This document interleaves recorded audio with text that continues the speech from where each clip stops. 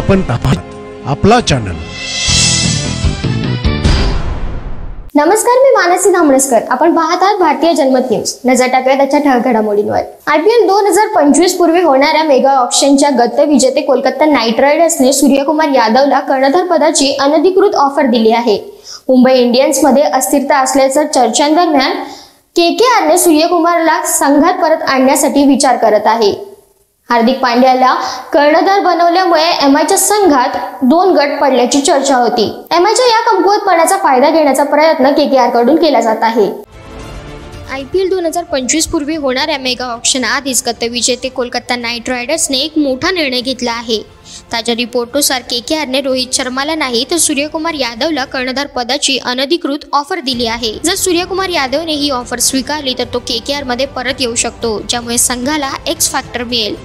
दरम्यान मुंबई इंडियन्सच्या संघात गेल्या वर्षभरापासून अस्थिरता असल्याच्या चर्चांनी जोर पकडला आहे।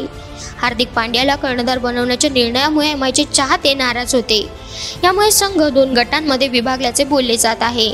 जसप्रीत बुमराह आणि सूर्यकुमार यादव कर्णधार पदासाठी उमेदवार होते, पण हार्दिकला ही जबाबदारी देण्यात आल्याने आश्चर्य व्यक्त केले जात आहे। त्यामुळे KKR आता MIच्या या कमकुवतपणाचा फायदा घेऊन सूर्यकुमारला ट्रेड करण्याचा प्रयत्न करत आहे।